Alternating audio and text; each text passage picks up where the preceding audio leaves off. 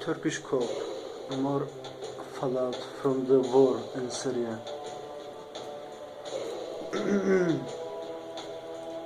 Proletarian Issue 73, August 2016.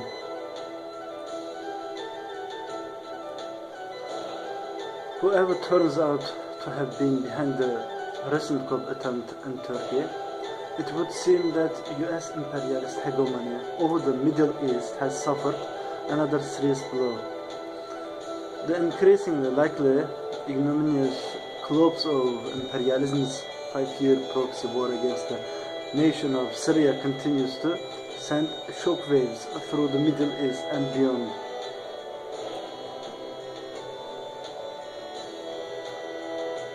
The latest proof of Mao's dictum that imperialism lifts up a rock only to drop it on its armpit is furnished by the recent abortive coup in Turkey, a direct result of those shockwaves.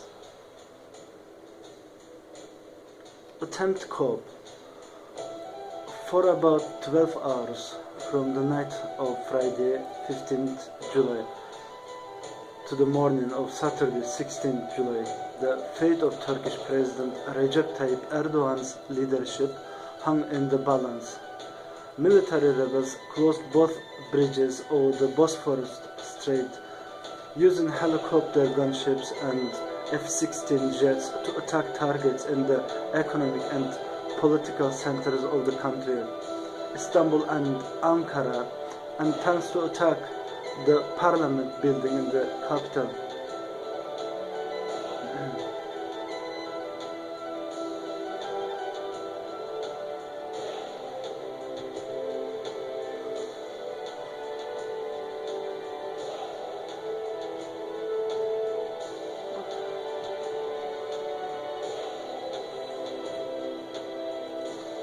47 police officers were killed as jets attacked their headquarters on the outskirts of Ankara. Also attacked were the HQ of the National Satellite Station and the National Intelligence Building, Incirlik Air Base itself, crucial launch pad for Turkish strikes on Syrian and Iraqi soil and home to an estimated 50 tactical nuclear weapons belonging to the USA fell briefly under rebel control. The rebels seized the state television studios in Ankara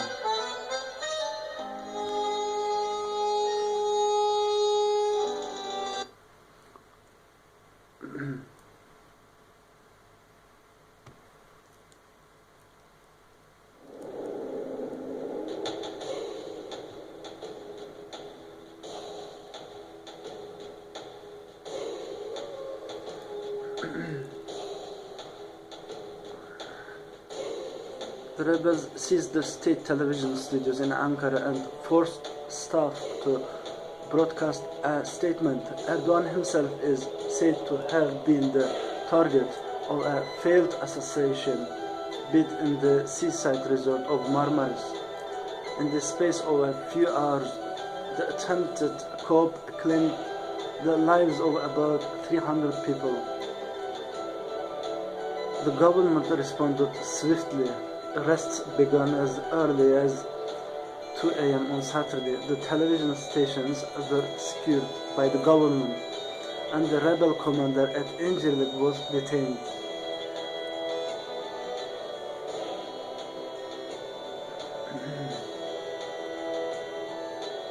A little after 3 a.m., Erdogan flew back into Istanbul airport, and it rapidly became clear that the coup had failed. Many arrests and sackings ensued. Western response to the coup. The attitude of Western media and government spokesmen during and after the coup developed in a curious way. The Communist Party of Greece drew attention to the stance of the US and other NATO forces, which at the beginning of the coup attempt talked about the need for a continuation in the state and then later, when the balance of forces had tilted in favor of Erdogan's forces, supported the democratically elected government of Turkey. Statement of the press office of the CC of the KKE on the developments in Turkey and the attempted military coup, 19 July 2016. After a commentator noted that whilst all the Western media was indicating that the coup had succeeded, the Iranians and the Russians reported that the coup had failed coup in Turkey. A few initial thoughts. The Saker, 18th July 2016.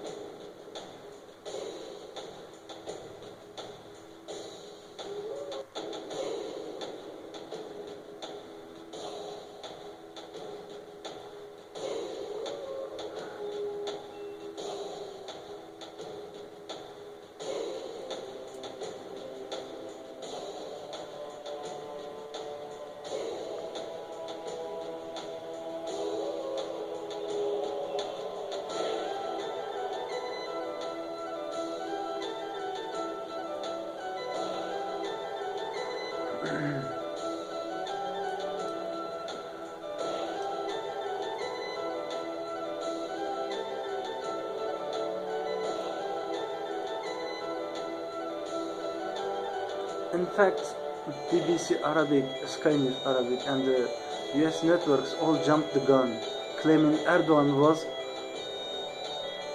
overthrown or had fled to Germany.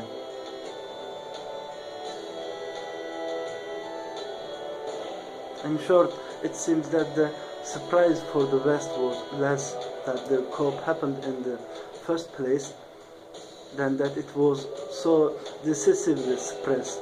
Sooner than congratulate the head of the state for the rapid suppression of a bloody coup and restoration of order, as did Vladimir Putin, the West responded with ill-disguised dismay. When the coup failed and the crackdown ensued, the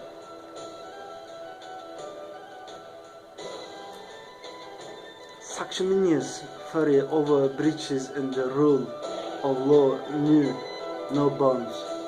Endless shock and horror were expressed in the West concerning the political crackdown following the failed coup.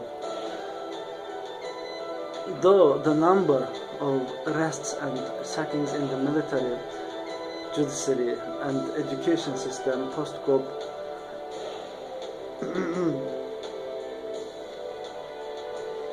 endless shock and horror were expressed in the West concerning the political crackdown following the failed coup. Though the number of arrests and sackings in the military, judiciary and education system post-coup has indeed been staggering. It's tamed stuff compared to, for example, the bloody aftermath of the US-backed military takeover in Indonesia, where the CIA and the US embassy supplied to Suharto's murder gangs.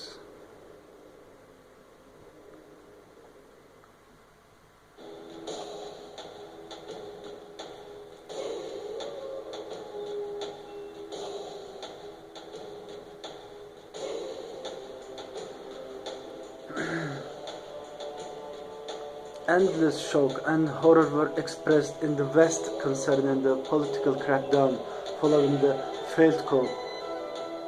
Though the number of arrests and sackings in the military, judiciary and education system post-coup has indeed been staggering. It's tame stuff compared to, for example, the bloody aftermath of the US-backed military takeover in Indonesia, where the CIA and the US embassy supplied to Suharto's murder gangs lists of communists, trade unionists and progressives to be slaughtered, and in which 1 million Indonesians lost their lives, not to mention the US organized coups in Chile and Argentina.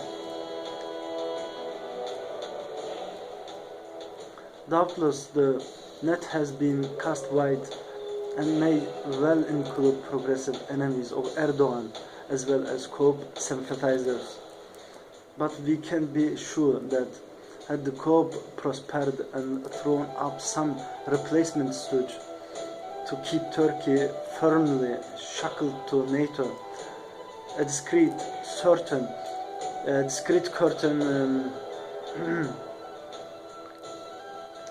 curtain would have been drawn over the coup's unfortunate excesses. Already 300 fatalities in the 12 hours it lasted.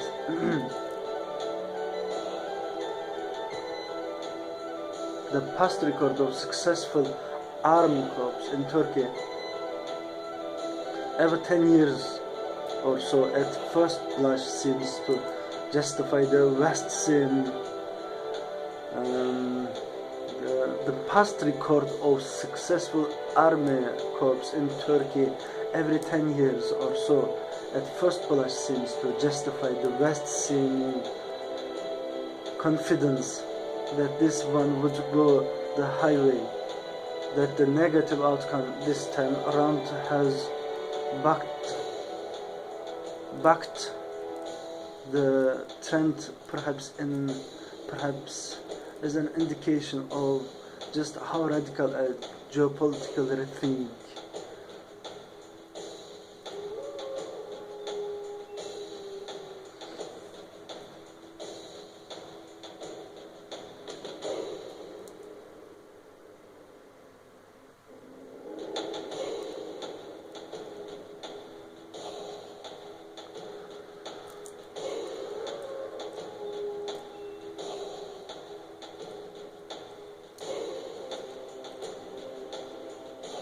the past record of successful army corps in Turkey every 10 years or so at first blush seems to justify the vast-seeming confidence that this one would go the right way, that the negative outcome this time round has bucket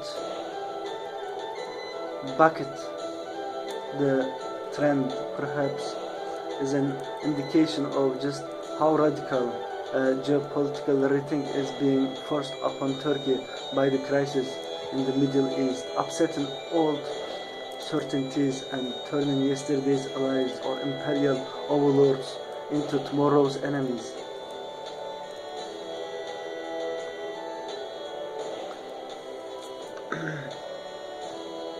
Erdogan blames the US or even today's enemies, judging by the rapidity with which Ankara pointed the finger of blame at Washington.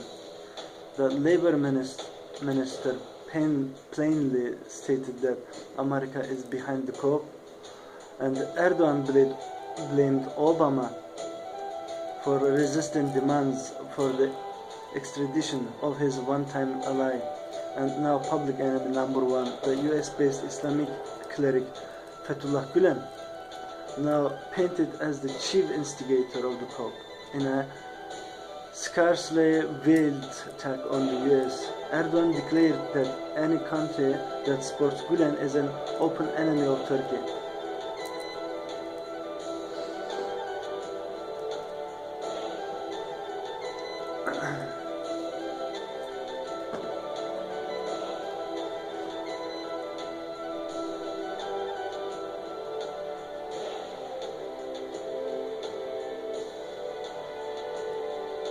For so many years, Erdogan prostituted Turkey to the United States, undermining the country's secular traditions, purging the army of elements hostile to the secularization, and turning the country into a breeding ground and transit camp for wave after wave of foreign jihadists to unleash upon its Syrian neighbor on behalf of imperialism.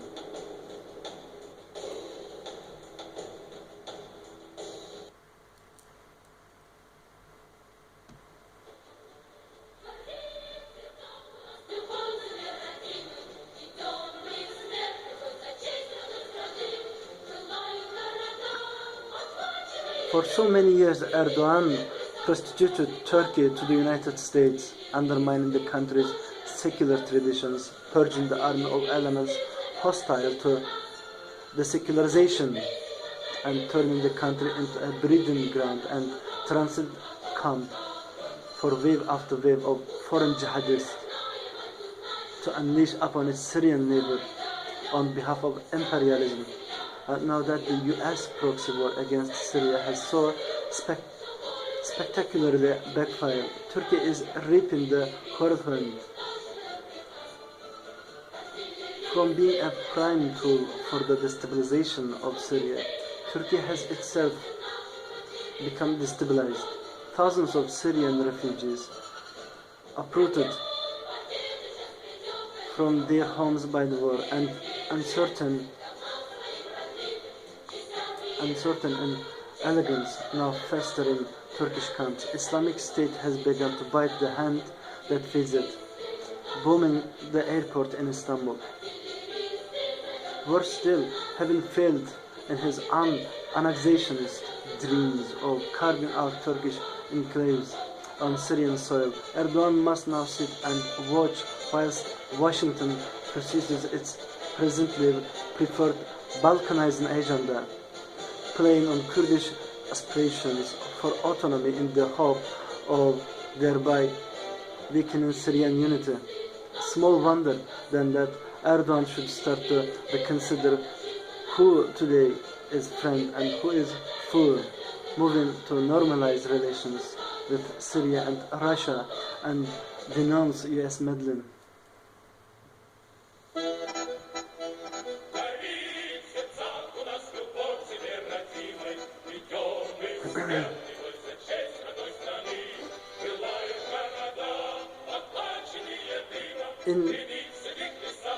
In view of the deterioration of relations between the AKP government and US imperialism, Erdogan is increasingly seen as an embarrassment who has outlived his usefulness.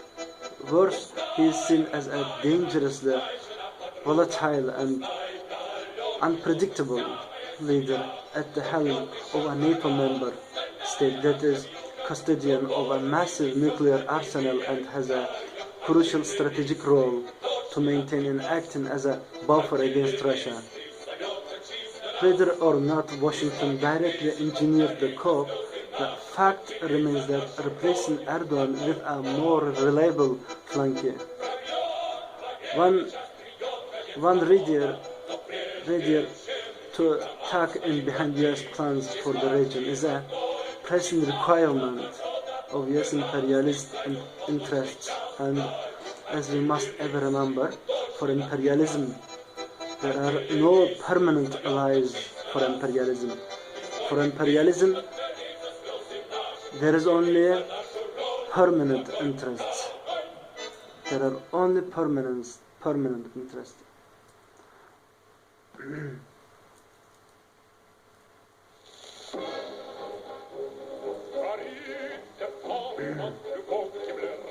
That's right. We all have to always remember, for imperialism there are no permanent allies, only permanent interests. And whether or not Erdogan's own erstwhile ally Fethullah Gülen, with whom in earlier times he collaborated in building the governing Islamist Freedom and Justice Party AKP, and in hounding secularists out of the military to be replaced by their own people. Rely was on board with Obama in actively promoting the coup, or whether this is simply what the discarded and resentful president himself chooses to believe. Either way, the likely consequences are the same. The fact that the coup is automatically assumed to have been made in America reflects the depth of seething national resentment over the way Turkey has been used, abused and dropped. And the fact that the coup was successfully withstood both military and in terms of mass public mobilization, risks strengthening a more general revolt against Turkey's vassal status. A revolt from which the president may garner some temporary increase in popularity, but which in the long run could start to draw Turkey away from the imperialist camp.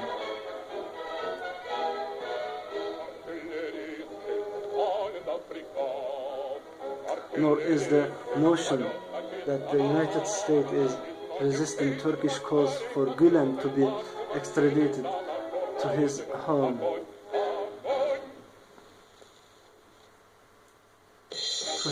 country to face criminal charges because it hopes to use him as lever to influence developments in Turkey so far-fetched. Certainly the United States at present certainly the US at present has no objection to allowing this avowed enemy of Turkey's president safe harbor in an enormous state. Sorry.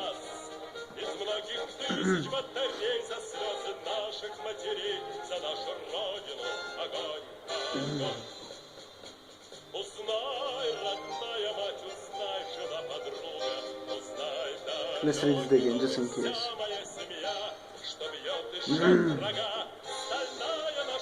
Nor is the notion that the United States is resisting Turkish calls for Gülen to be extradited to his home country to face criminal charges because it hopes to use him as a lever to influence developments in Turkey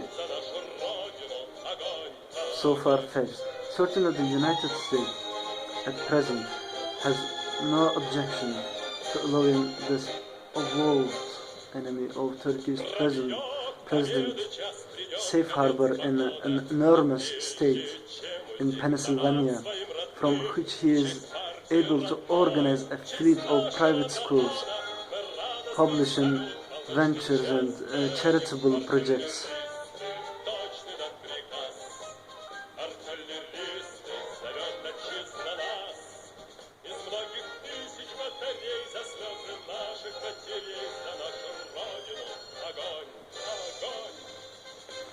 On this question, the presidential exchanges have been at their most raw, with Erdogan declaring actively, "Dear President Obama, I told you this before, arrest Fethullah Gülen or return him to Turkey. You didn't listen. I call you on you again after the coup attempt. Extradite this man from Pennsylvania to Turkey. If we are strategic partners, do what is necessary. And if not,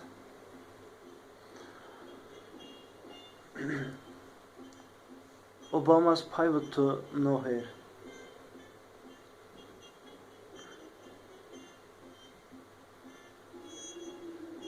It's been claimed that Russian intelligence tipped the Turkish government off about the coup in the first place. It is a recurrent nightmare of imperialism that Turkey should one day slip its moorings in NATO and gravitate eastward, and such nightmares are not without substance. The Incirlik Air Base and nuclear weapon repository in the south of Turkey is vulnerable indeed. It already changed hands twice in the course of a 12-hour coup. Erdogan or a future successor could decide to put Incirlik at the disposal of the Russian Air Force, the better to deal with the likes of Islamic State. Less dramatically, but potentially even more devastating for US hegemony, Turkey could elect to join with the other Central Asian states that are establishing a free trade zone amongst themselves, free from US bullying.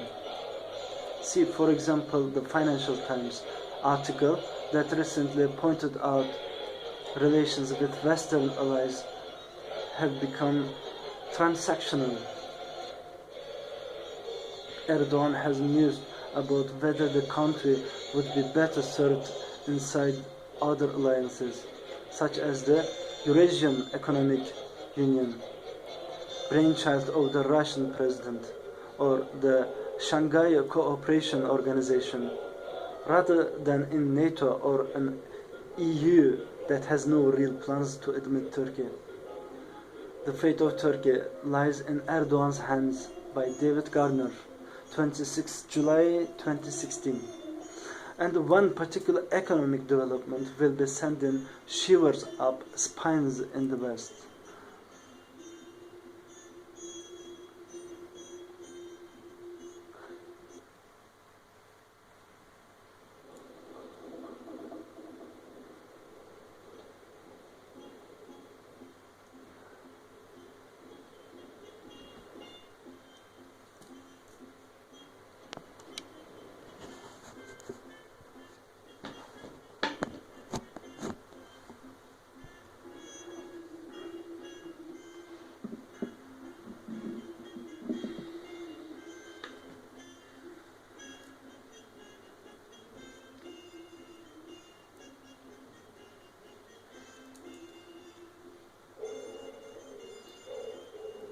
Let's read it again, just in case.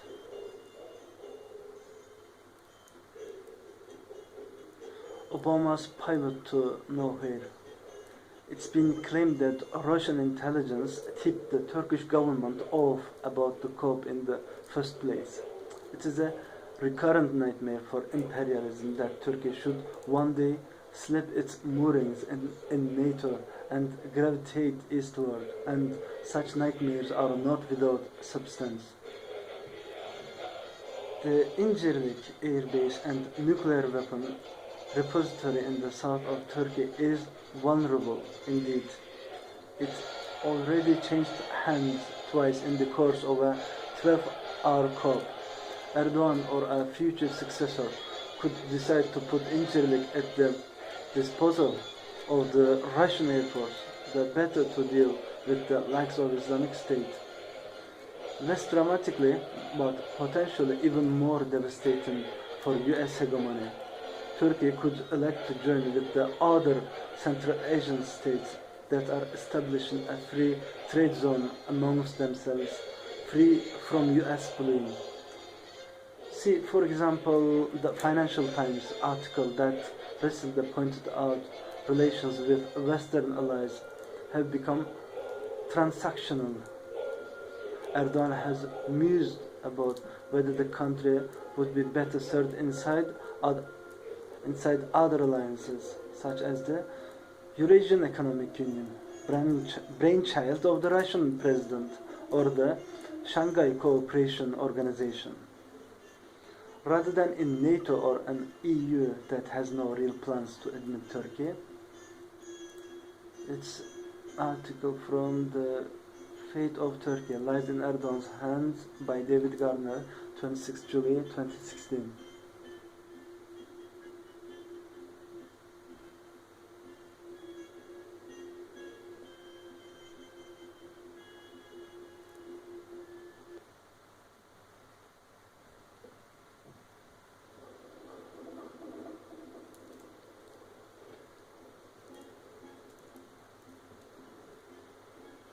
And one particular economic development will be sending shivers up spines in the West. The announcement by Russia's deputy PM, Arkady Dvorkovich, that Russians join projects with Turkey, not least the Turk Stream undersea natural gas pipeline from Russia to Turkey, are still on the agenda and have a future. The coup in Turkey has thrown a wrench in Uncle Sam's pivot plan. Mike Whitney. Counterpunch, 20 July 2016.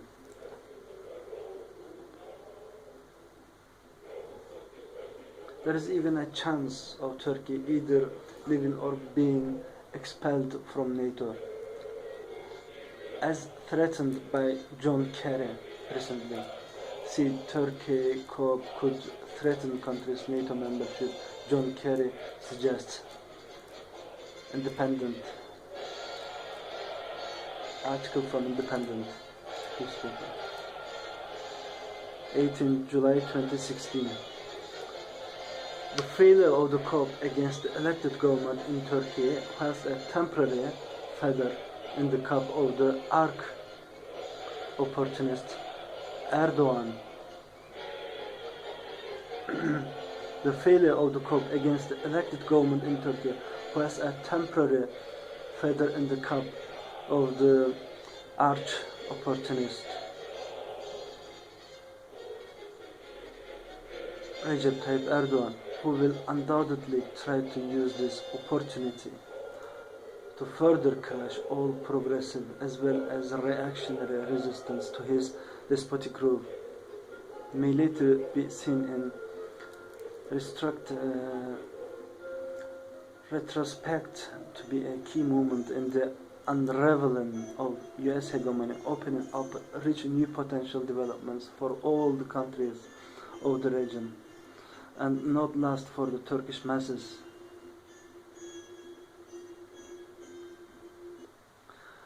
Thanks for watching, thanks for listening. Greetings from Scotland. From heart to heart, we are always together. See you later.